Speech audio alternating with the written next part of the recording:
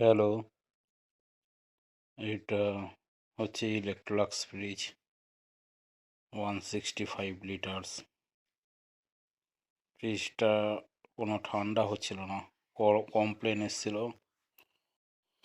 কোনো ঠান্ডা হচ্ছিল না। তা ফ্রিজটা এসে দেখলাম থার্মোস্টারটা থেকে রিল এলপিতে কোনো লাইনও আসছে না। থার্মোস্টারটা তো খারাপ, প্লাস রিল এলপিটাও খারাপ হয়ে রয়েছে। তা এসে তাও একবার কনফার্ম হলাম, চেক করছি একবার থার্মোস্টারটা।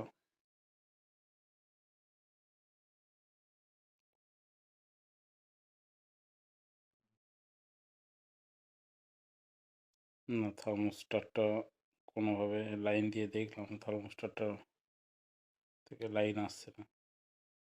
তার কাজে থার্মোস্টারটা না চেঞ্জ করা ছাড়া উপায় নেই। তবে এটাই আমরা লাগাচ্ছি ওয়ার্লপুল অপেরা থার্মোস্টার। অপেরা মানে বড় টেল।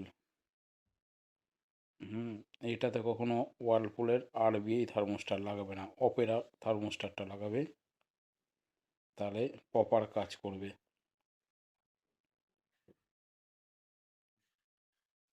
ওয়ার্লপুলের দু ধরনের থার্মোস্টার হয়, একটা ছোট টেল, একটা বড় টেল। তা এই ইলেকট্রলাক্সের এই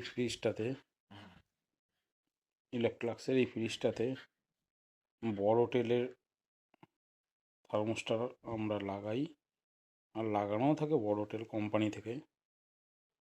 তো দেখো, আমরা বড় টেলের থার্মোস্টারটা লাগিয়ে দিচ্ছি। বড় টেলের থার্মোস্টারটার নাম অপেরা।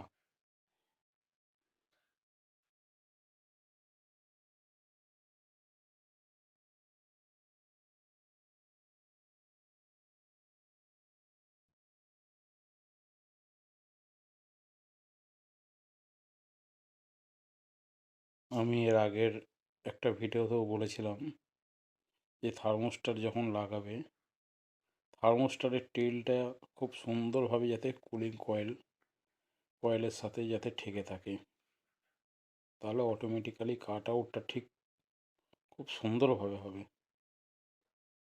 আর ঠেকে না থাকলে হওয়ার চান্স কিন্তু থাকে না। তা কাজেই চেষ্টা করবে থার্মোস্টার টেলটা যাতে একদম ঠেকে থাকে।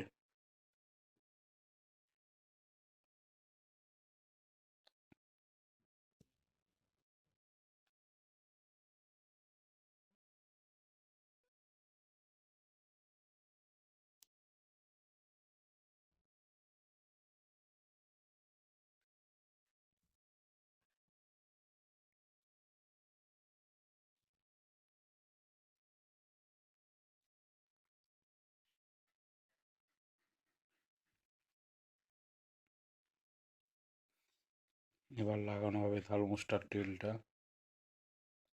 এর থার্মোস্টার টেলটা হচ্ছে সামনের দিকে।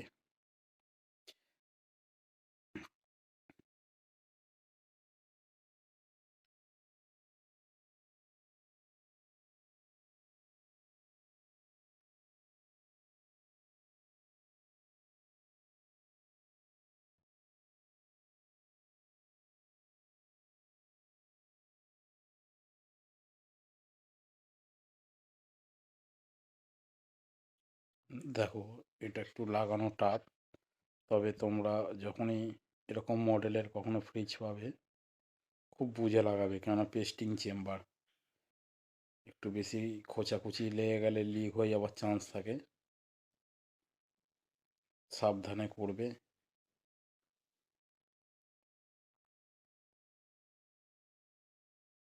চেষ্টা করবে প্রপারভাবে থার্মোস্টার টেলটাকে সেট করে কয়েলের সাথে যাতে ঠেকে থাকে। কয়েলের সাথে ঠেকে থাকলে কাজ খুব সুন্দর হবে। কাস্টমার কমপ্লেন করার কখনো জায়গা পাবে না।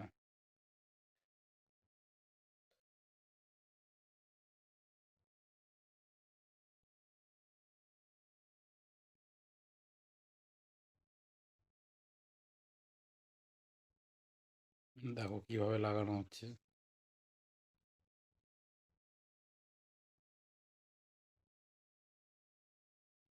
শর্ট জায়গা বলে আমি ঠিকঠাক মতন ভিডিওটা করতে খুব অসুবিধা হচ্ছিল।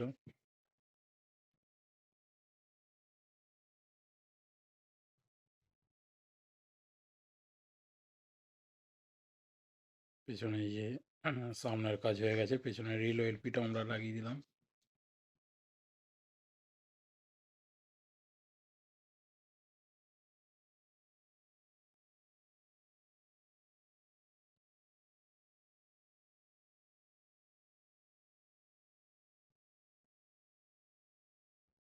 নতুন রিল এলপি আমরা লাগিয়ে দিলাম।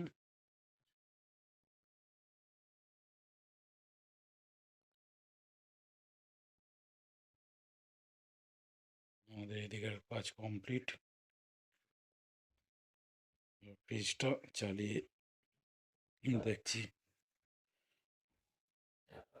অলরেডি ঠান্ডা আসাও আরম্ভ হয়ে গেছে।